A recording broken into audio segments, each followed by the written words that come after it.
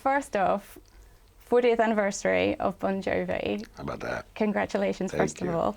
When you look back and you've had a great moment, like a reason to pause and look back because of the documentary series, has it been nice making time to actually sit back and reflect on everything? Because you may not have really had time to do that before. I'm probably reflecting more now. The fact that you could actually see it on camera. And there were moments that stuff that came out of the archives.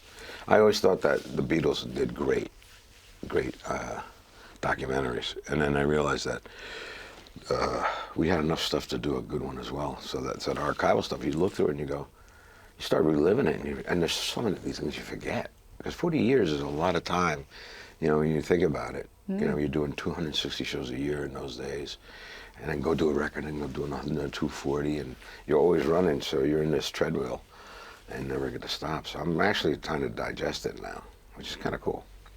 And have you watched it all? Have you seen the finished product yet? No. And I saw the first episode. I saw some excerpts about 8 months ago, but nothing close to the finished product. So I'm waiting, actually, for the 26th.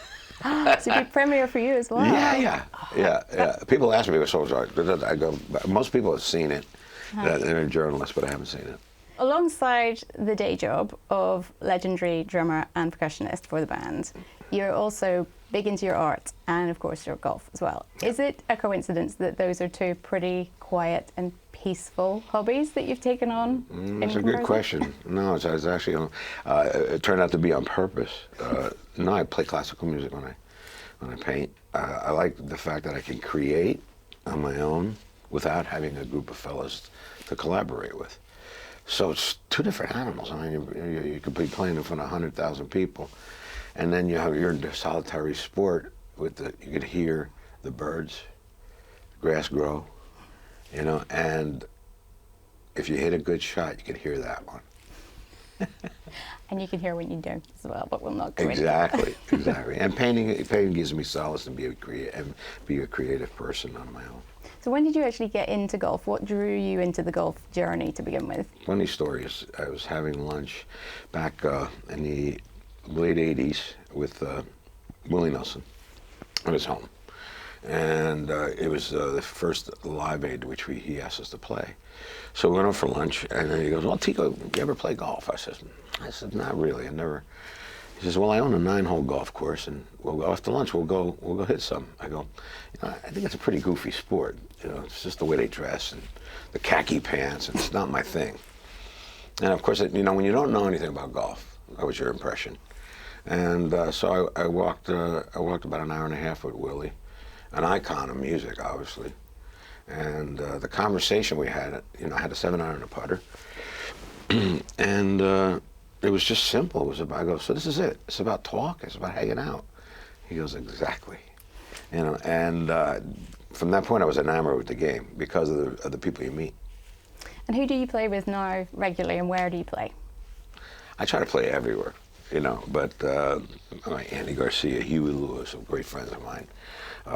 You know, and I know people all over the world, so I get to, you know, call them up, hey, you want to play? And come to a show, we'll play.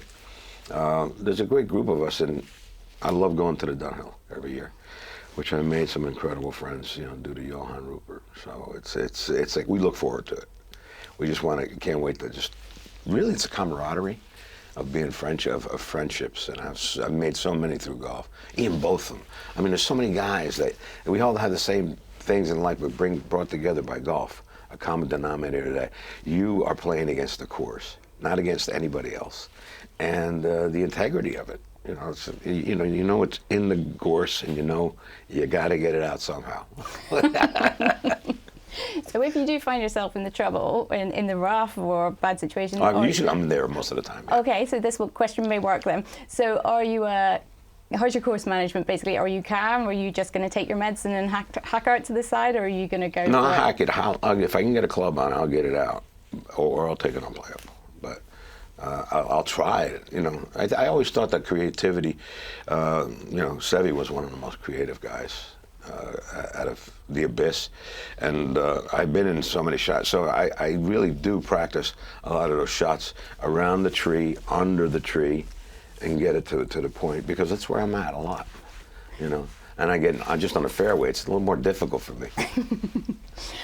Talking about Dunhill, I heard a rumour that one of your previous golf playing partners, so the pro in the Pro-Am, was potentially not so complimentary, jokingly, about your swing, because maybe people think that the rhythm of being a drummer would You're talking about Ernie Els. I might be, yeah. Yeah. Well, I love Ernie. He's a sweetheart. And I think it was the first time we played St. Andrews together. And it was during a tournament and the Pro-Am. And it's at the third hole, I think. And he goes, Tico, for a drummer, you have the worst timing in the world. I go, Ernie, that deflates me. I said, we have a lot of holes yet to go. We have 15 more holes, and you beat me up. But the best part is I had a caddy that, he's 17 years. He worked at a St. Andrews, and he says, Tico, you've taken me places on this course I've never been, which I thought was a joke. I think he's making this up. No, because at the end, I gave him a very, very good tip. And I said, would you be kind enough to work with me tomorrow? And he says, no, sir. I says, were you busy? He goes, no, sir. He goes, I can't go through another day like this. So he fired me. So I was diligently tried to become a better golfer and worked harder and finally became a better golfer.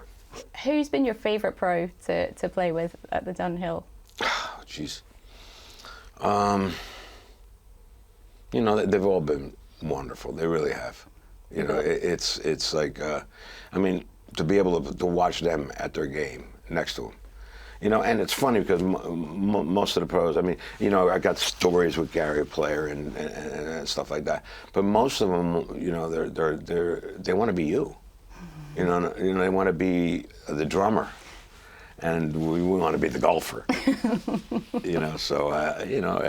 There's just some great guys. It's hard to pick one, but there's been so many. Trevor Illiman, playing with him, he's a drummer. So I got him a drum set, and we played together, and then he won the Masters that year, sort of a few months later. So all credit to... Yeah, but it's, I met so many, I've been blessed to meet so many great players and great people. Got anyone in your sights who, like, 2 or 3 players who you'd love to have the opportunity to play with, maybe? Well, I played with Tiger years ago, because we used to do Tiger Jam. And I just think he's so impressive as a player. Jack Nicklaus has always been kind to me. I've done things for children, and he used to let me use him and Barbara, his wife, and himself would let me use their foundation to funnel money through for the kids until I got my own going. So those are gentlemen, ladies and gentlemen that really helped me through doing good things for people. Yeah. World of golf again, isn't it? Just bringing people together. Exactly. What do you actually play off at the moment, and where's your game at the minute? Right now, I have a lot of back problems, as everybody. So I play less and less. I'm sitting around a 12 right now, and I still like getting out there, but I won't do it as much as possible. I'll try. Luckily, I can play drums, not a problem. But golf is it's a physical game, But I don't care if I don't hit it far. I just try to hit it straight and have fun. So what's your drumming handicap then compared to your golf handicap? +7 on the drums, for sure. Yeah. There we go. I can get, I've been doing it 56 years. It's like walking, And golf is, I started late in my 40s. A big difference, Does it feel like second nature yet? No, never will. No. Never will. If I take a week off, it feels like, geez, just the feel, and I can take 6 months off on drums and grab the sticks. So it's a big difference for me. Yeah. Well, you mentioned earlier about just how epic and intense the touring was back in the day. Mm-hmm.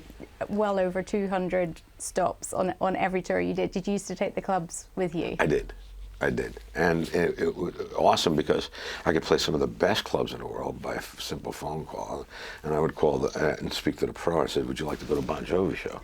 And they said, "Oh, we'd love to." I said, "You think it's possible for me to join you for around the golf?" And they said, "Yes, come on over." And I would go out with the local pro, and I have a blast, So it's pretty cool to be able to do that. Ever convince any of the other guys in the band to give it a go? David hits it once in a while, but no, I think because it's so difficult, I don't want to touch it. You know, it's not for the faint at heart, you know. It's a dead ball sport that really does nothing except until you do something with it. Yeah. It's kind of funny. So it's all your own fault. That's the problem. And it's very, you know, it's been around for 500 years at least. Yeah. Would you trust any of them? Okay, maybe not golf advice. They're not going to club for you, but who would you trust out of the band to caddy for you for a morale boost? It has to be David. He's the closest one to you know, he can appreciate the game of golf. Yeah. And plus he's a great jokester. He'll make me laugh all day.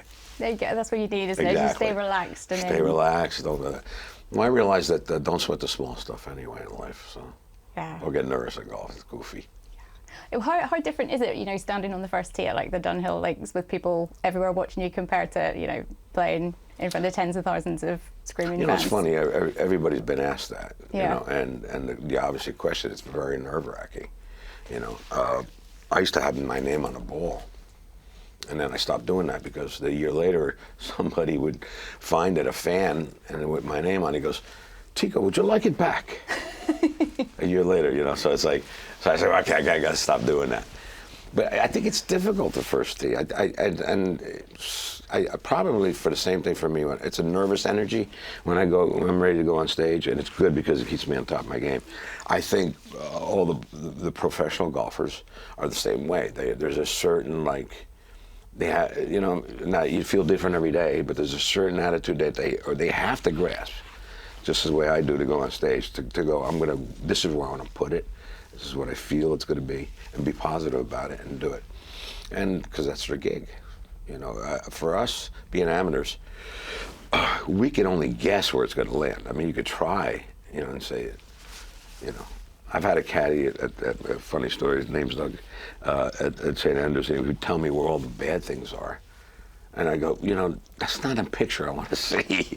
You know, every pop punk guy, no, I don't want to know that. I just want to know, where do you want me to hit it? New album, after all this time, Forever. Forever. Does it feel like forever? No, but I think the terminology is, you know, we'll pass away, we'll leave, but the music will be forever. You know, and it's this is one of those records that's really, for us, felt a lot like Slippery When Wet did. It's an album that came together easily. When it's easy, that means you don't have to fight against, you're not swimming upstream to create or record. This one was like, it just came to us, it felt good, and has that same essence of positivity that I think the world can use. You know, it's good for us because songs are for us. And when we're done, it's yours. You know, so it's what you make it, you know, you're the character now. We take that song and make it yours, and it's important that people do that. And the positive note on it is something that everybody could enjoy and needs. 100%. Yeah. Very much right now. Legendary, first single. So who is your greatest legend in the game of golf then, for you? I love Donald Palmer very much. He had a tenacity. And he has the biggest hands I've ever seen. I mean, I don't know if you're familiar with Skulk Burger, you know, a footballer from South Africa, but his hands are huge, you know, and he's a true gentleman. You know, but when it came to the game, he always went after it. You know, Jack too, another one, let's face it. Hard to argue with that, really. Yeah. And on a personal note, what's been your most legendary moment in your own golf game? I made the cut once. There we go. I made the cut once at the Dunhill. That's pretty legendary. And I think the year before last, I was best amateur player on a Saturday after a huge rainstorm, and everybody was just befuddled. And I just had a Scottish scorekeeper, and it's raining sideways. It's 30-mile-an-hour winds. It's cold. And he looks like Braveheart. He's got the hair pinned back here down here. He's got a kilt on with a knife. And he's like, rain's hitting him, falling. I go, So I needed to know. He goes, it's a beautiful Scottish day.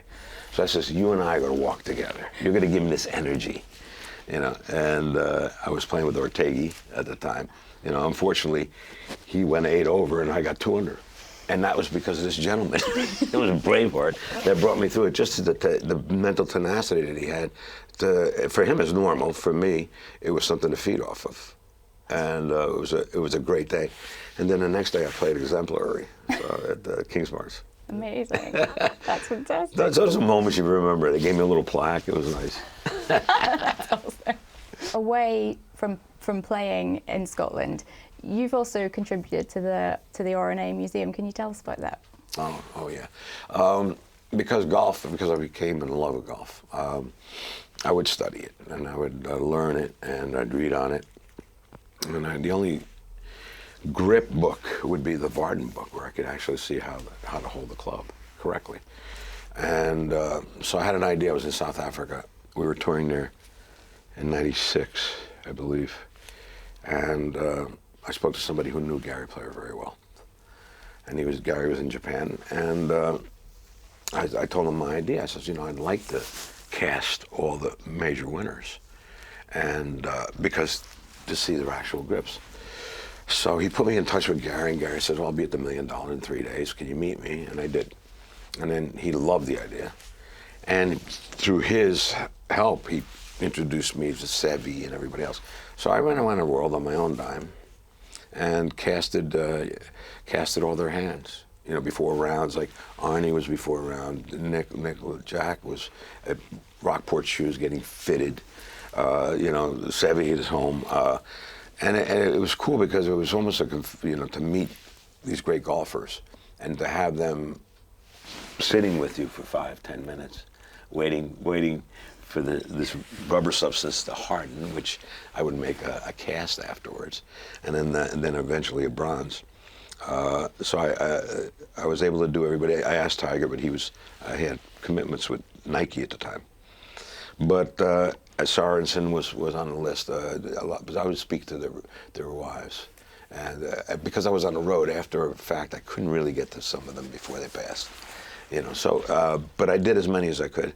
And I donated them to the Home of Golf, which, the museum, the golf museum at St. Andrews.